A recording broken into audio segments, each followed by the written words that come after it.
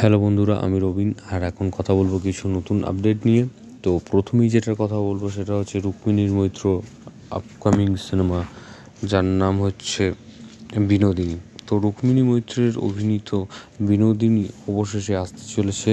সিনেমার পোস্ট প্রোডাকশনের কাজ প্রায় শেষের দিকে। তো শোনা যাচ্ছে সিনেমাটা আসবে লোকসভা নির্বাচনের পর। বিনোদিনী মুক্তি পাবে, অর্থাৎ মে জুন মাস নাগাদ রিলিজ হতে চলেছে এই বহু প্রতীক্ষিত সিনেমা বিনোদিনী। তো পরবর্তী আপডেট হচ্ছে দেব ভক্তদের জন্য খুশির খবর, কমান্ডো সিনেমার কাজ পুনরায় শুরু হতে চলেছে। সিনেমায় নায়িকা জাহারা মিতু সম্প্রতি একটি ইন্টারভিউতে বলেছেন তার আটকে থাকা সিনেমা কমান্ডোর কাজ আবারও শুরু হতে চলেছে এবং এবারে দেব নিজের দায়িত্বে এই সিনেমার কাজ শুরু করবেন, এমনটাই জানিয়েছেন নায়িকা। আদৌ কতটা সাকসেসফুলভাবে কাজটা হয়, কারণ দেবের তো এবছর কী সিনেমা আসছে না আসছে পুরোটাই ঠিক করা আছে। তো সেই অনুযায়ী 2025 সালেরও মোটামুটি এখনও অফিসিয়ালি অ্যানাউন্সমেন্ট হয়নি, তবে শোনা যাচ্ছে হয়তো দেবের রঘু ডাকাত বা চাঁদের পাহাড়ের সিনেমার শুটিং হবে। তো কমান্ডোরও হতে পারে, তো দেখা যাক কী হয়। এবং এবার আমরা চাঁদের পাহাড়ের কথা যদি বলি, চাঁদের পাহাড়টা কিন্তু প্রথম পার্টটা মানে চাঁদের পাহাড় যেটা, সেটা কিন্তু আফ্রিকাতে শ্যুট হয়েছিল, আমরা জঙ্গল সিন দেখে ফেলেছি। এবং তারপরে নেক্সট যেটা, সেটা অ্যামাজন অভিযান, যেটাতেও আমরা এক জঙ্গলের পাহাড় নদী আমরা দেখেছি। তো থার্ড পার্টটা কিন্তু সেরকম হবে না।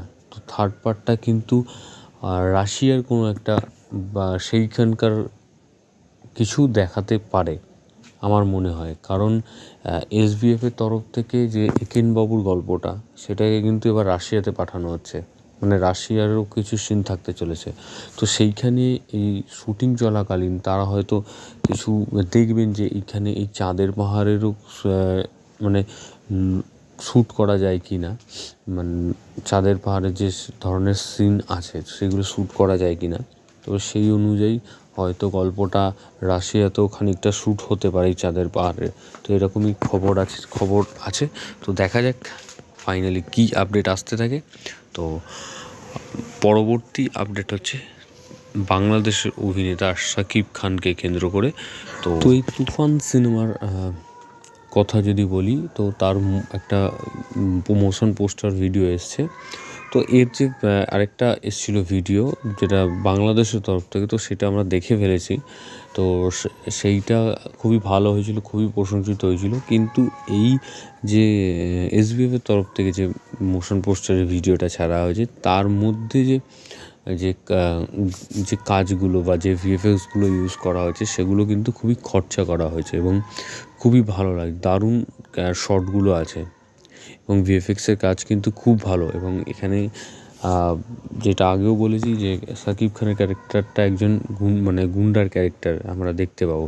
এবং এখানে যে এই ভিডিওর সাথে যে মোশন পোস্টারের ভিডিওর সাথে যে বিজিএমটা যাচ্ছে, সেটাও কিন্তু খুবই ভালো একটা বিজিএম। এবং এটা বাংলাতেও রিলিজ করবে ঈদের সময় এবং বাংলাদেশেও রিলিজ করবে, এবং দেখা যাক এটা প্যান ইন্ডিয়াও রিলিজ করে কিনা।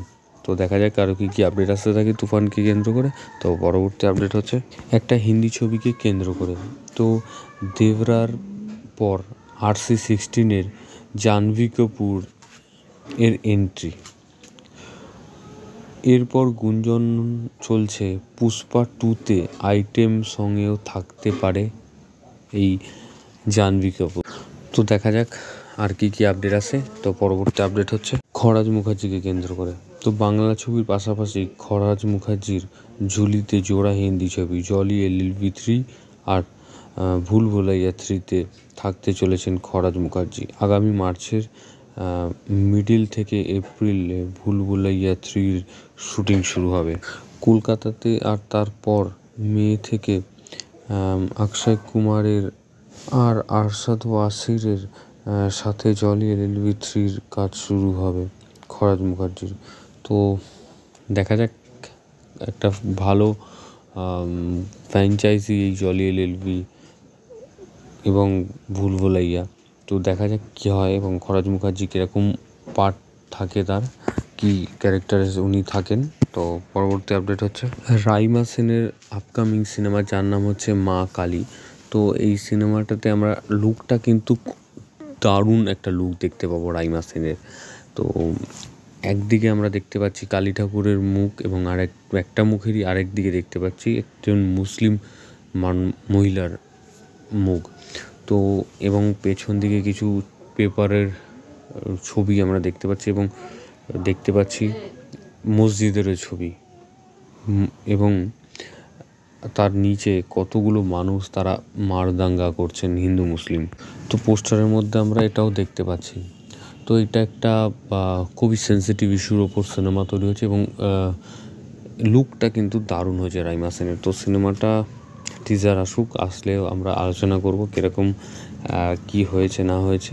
তো আমার পোস্টারটা কিন্তু দারুণ লেগেছে এবং রাইমা সেনের যে লুকটা দারুণ লেগেছে। তো পরবর্তী আপডেট হচ্ছে এসবিএফের তরফ থেকে তাদের 4 সিনেমার শুভ মুহূর্ত হয়ে গেছে এবং যার একটার নাম হচ্ছে প্রোডাকশন নাম্বার 165 এবং আরেকটা সিনেমার নাম হচ্ছে প্রোডাকশন নাম্বার 168 এবং আরেকটা সিনেমার নাম হচ্ছে প্রোডাকশন নাম্বার 166। তো এরকম ধরনেরই নাম এবং একটা রাজ চক্রবর্তী এবং একটা সৃজিত মুখার্জি এবং আরও 2জন ডিরেক্টর, তারা ডিরেক্ট করবেন। এবং আমরা দেখতে পাবো শুভশ্রীকে, দেখতে পাবো রুদ্রনীল ঘোষকে। তো এনারা অভিনয় করছেন। তো দেখা যাক আরও কী কী আপডেট আসতে থাকে সিনেমা এবং শুটিং সম্বন্ধে। তো এরকম ধরনের আরও আপডেট পেতে তোমরা সাবস্ক্রাইব করো চ্যানেল বাংলা পিবি এবং বেল আইকনে ক্লিক করতে ভুলো না। বেল আইকনে ক্লিক করলে তোমরা সবার আগে নোটিফিকেশন পেয়ে যাবে। ধন্যবাদ।